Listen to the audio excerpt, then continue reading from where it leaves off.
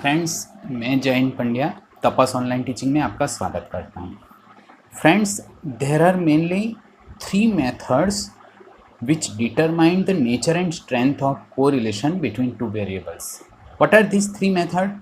One is scatter diagram method, second is Karl-Pearson's product moment method, and third is Spearman's rank correlation method. We already learned about the scatter diagram.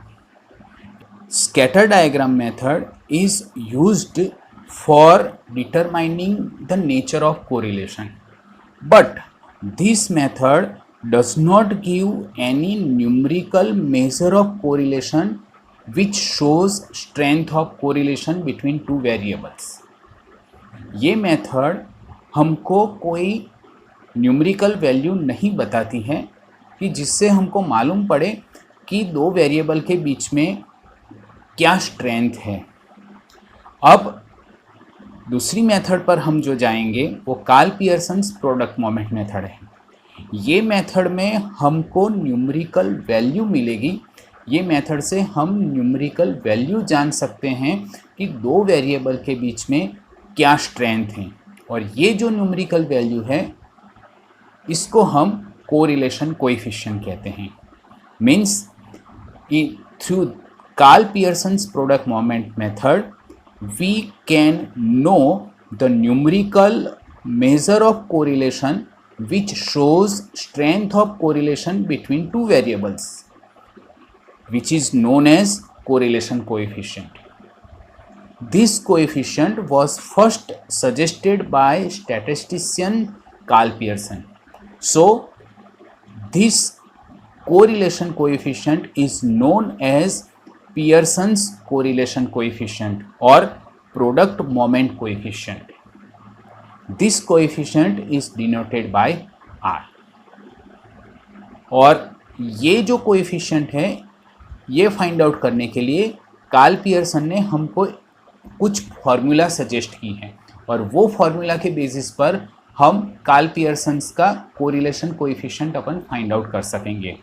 कौन सी है formula वो अपन देखते हैं।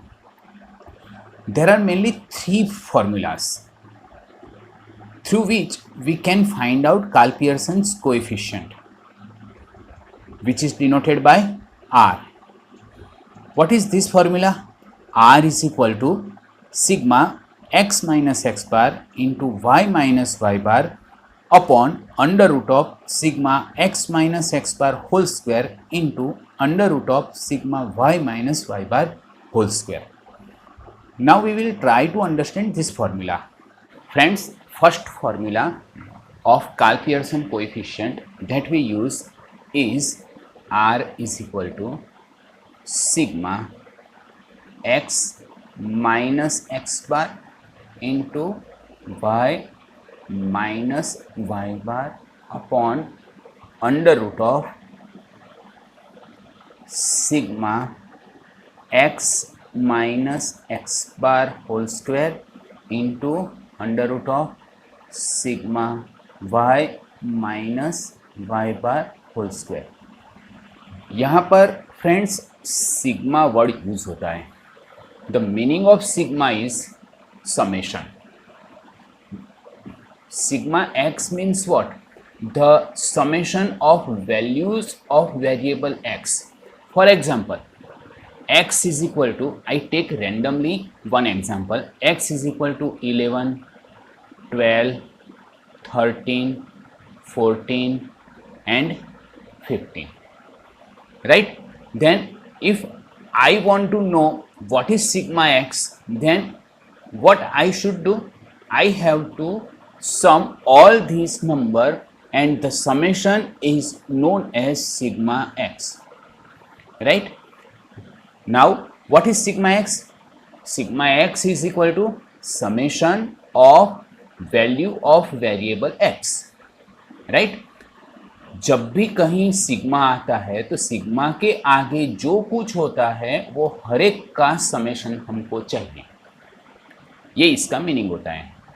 यहाँ पर sigma x minus x bar into y minus y बार है, तो इसका मीनिंग क्या हुआ? हमें x माइनस एक्स बार y माइनस वाई बार ये दोनों के बीच में क्या रिलेशन है? मल्टीप्लिकेशन का रिलेशन है। x में से x बार माइनस करना है, फिर y में से y बार माइनस करना है, दोनों का मल्टीप्लिकेशन लेना है और जो आता है उसका हमको सिग्मा करना है।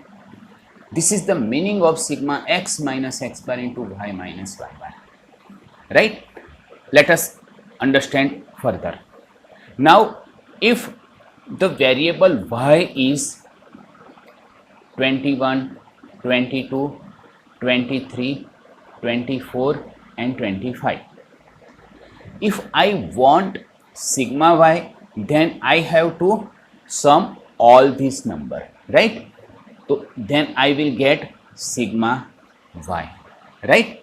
Okay, now let us find out sigma y and sigma x. Sigma x means summation of all these values, right? If you take sum of this value, you will get the value is 65.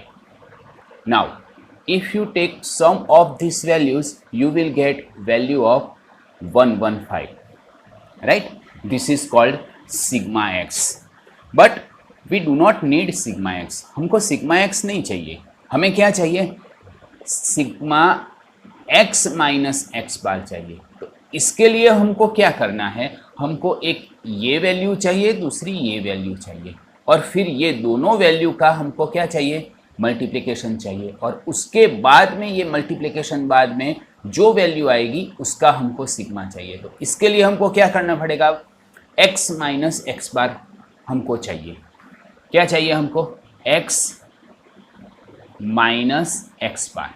इसका मतलब क्या होता है?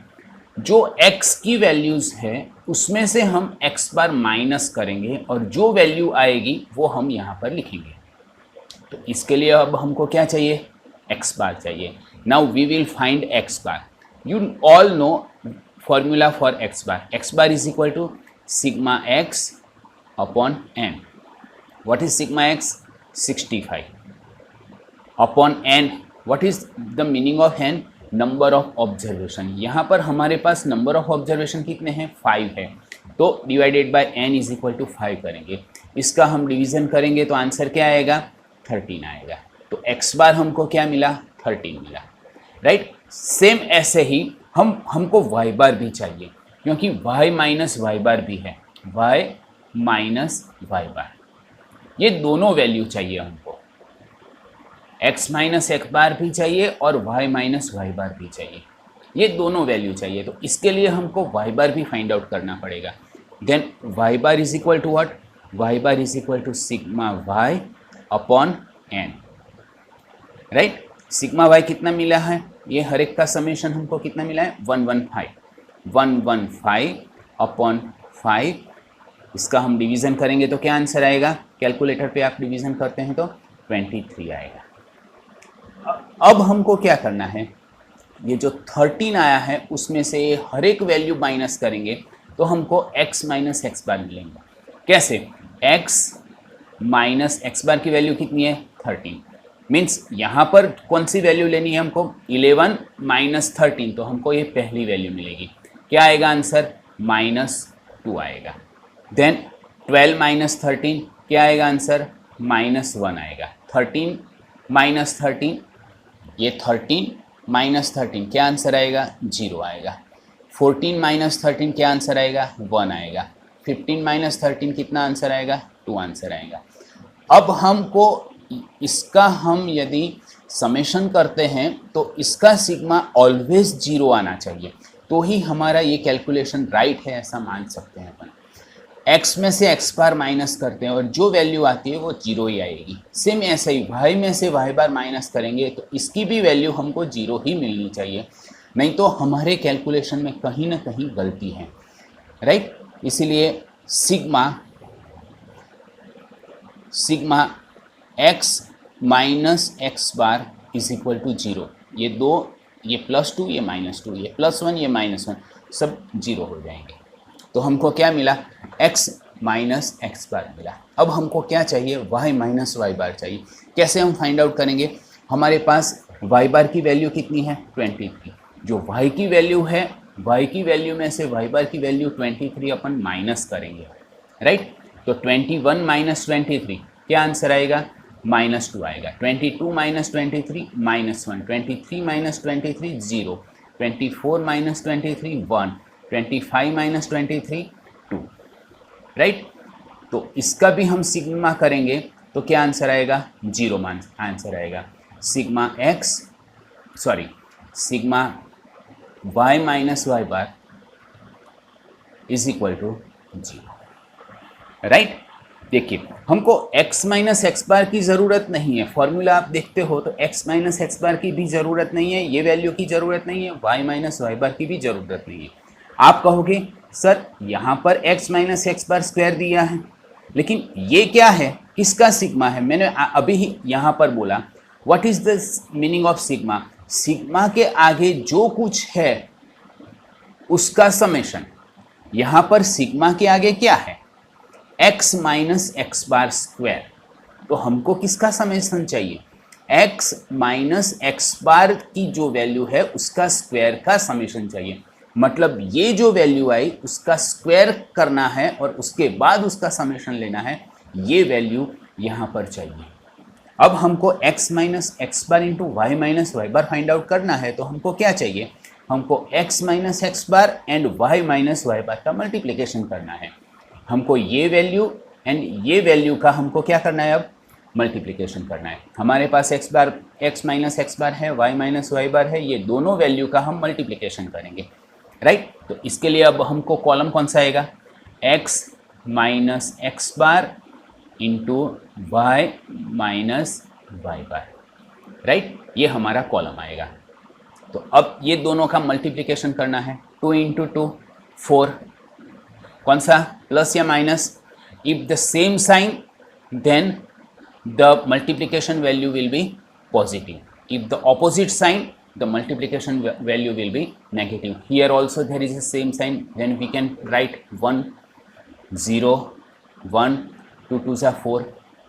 Now we will sum this value, then we will get sigma x minus x bar into y minus y bar, sigma x minus x bar into y minus y bar। देखिए हमने ये x minus x बार और y minus y bar का multiplication कर दिया है और उसका अब ये वैल्यू का हम समेशन लेते हैं। तो इसका मतलब क्या हुआ, sigma x minus x bar into y minus y बार, क्या वैल्यू आएगा, 4 + 4 8 + 2 10, इसकी वैल्यू कितनी आएगी, इसकी वैल्यू 10 आएगी। अब हम डिवीज़न में जो है वो हम सोचते हैं कैसे फाइंड आउट करते हैं। देखिए फ्रेंड्स, डिवीज़न में क्या है, x minus x bar whole square. मैंने अभी कहा था सिग्मा के आगे जो है उसका हमको समेशन चाहिए, तो अब हमको किसका समेशन चाहिए, x minus x bar whole square का समेशन चाहिए। तो मैं यहाँ पर लिख देता हूँ x minus x bar whole square. अब हमारे पास x माइनस एक्स बार है, ये रहा x माइनस एक्स बार है, उसका हमको क्या करना है, स्क्वायर करना है। मतलब ये जो 2 है 2 का स्क्वायर, आपको मालूम है यदि अपन स्क्वायर करते हैं तो प्लस या माइनस की वैल्यू मैटर नहीं करती है, माइनस होता है तो अभी प्लस होता है, प्लस होता है तो प्लस ही होगा। तो -2 का स्क्वायर क्या होगा, 4, -1 का स्क्वायर क्या होगा, 1, 0 का स्क्वायर 0, 1 का स्क्वायर 1, 2 का स्क्वायर 4। तो इधर हमारे पास वैल्यू क्या आएगी, 4 + 4 + 2 क्या आएगी वैल्यू, 10। ये किसकी वैल्यू होगी, summation of what, summation of x minus x bar square. तो हम क्या लिखेंगे यहाँ पर, sigma x minus x bar whole square is equal to 10, right. ये हमारी वैल्यू है। In the same way sigma y minus y bar square find out करेंगे। तो इसके लिए हमको क्या चाहिए, सिग्मा के आगे क्या है, y minus y bar square है, तो हमको y माइनस वाई बार का स्क्वायर करना है। हमारे पास y माइनस वाई बार है, तो अब हमको क्या करना बाकी रहेगा, y माइनस वाई बार हमारे पास है, अब हमको क्या करना बाकी रहेगा, y माइनस वाई बार का स्क्वायर करना बाकी रहेगा। तो अब हम y minus y bar square करेंगे, क्या आएगा, 2 2s are 4, 1 0 1 and 2 2s are 4। इसका भी समेशन क्या आएगा, सिग्मा, इसका जो समेशन हम करेंगे उसको क्या कहेंगे, sigma of what, this means मैं यहाँ पर लिख देता हूँ sigma of y minus y bar square, क्या आएगा 10 आएगा। अब ये जो वैल्यू आई, हमको कहाँ से कहाँ तक की वैल्यू चाहिए, हमको सिर्फ इतनी ही वैल्यू चाहिए, ये आगे की वैल्यू की हमको ये फॉर्मूला में कोई रिक्वायरमेंट नहीं है। तो अब हम क्या लिखेंगे, मैं एकदम शॉर्ट में लिखता हूँ, फिर हम रेगुलर एग्जाम्पल सॉल्व करेंगे, उसको मैं आपको डिटेल में समझाऊंगा, राइट। पूरा एग्जाम्पल सॉल्व करके मैं जब अपन रेगुलर एग्जाम्पल सॉल्व करेंगे तब मैं समझाऊंगा, right, okay.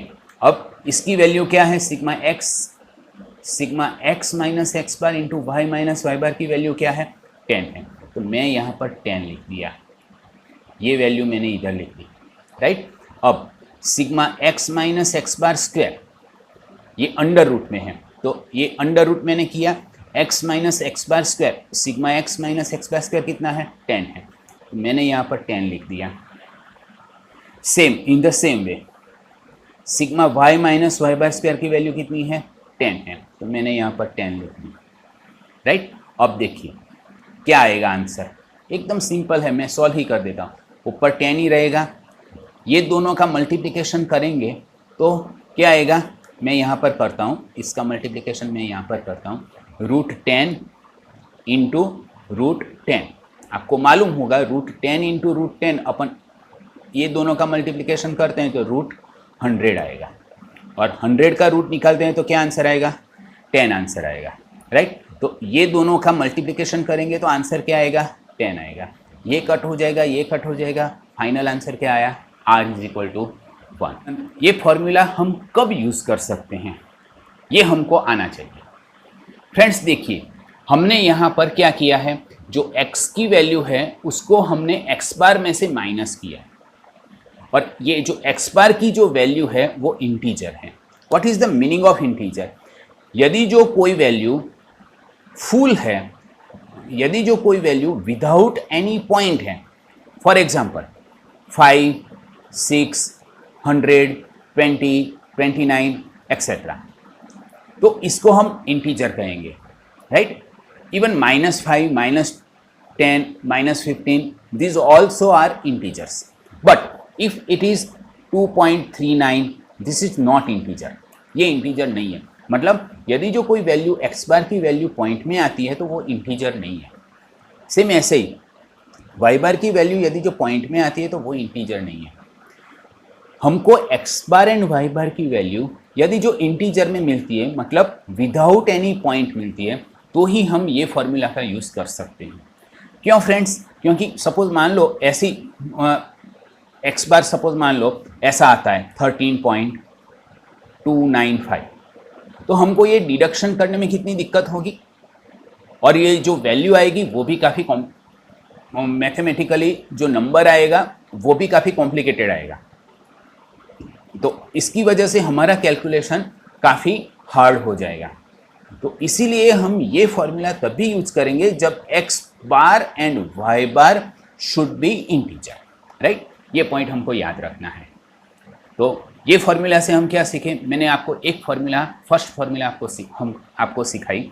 What is the first formula and when it is this formula is used, when we can use this formula is r = sigma x minus x bar into y minus y bar upon √ sigma x minus x bar square into y minus y bar square. When this formula we can use this formula only and only when x bar and y bar are integers. It means x bar, the value of x bar and the value of y bar should not be in points. Okay friends, अब next video में हम example जो हमारे exercise में दिया है वो solve करेंगे। Thank you very much.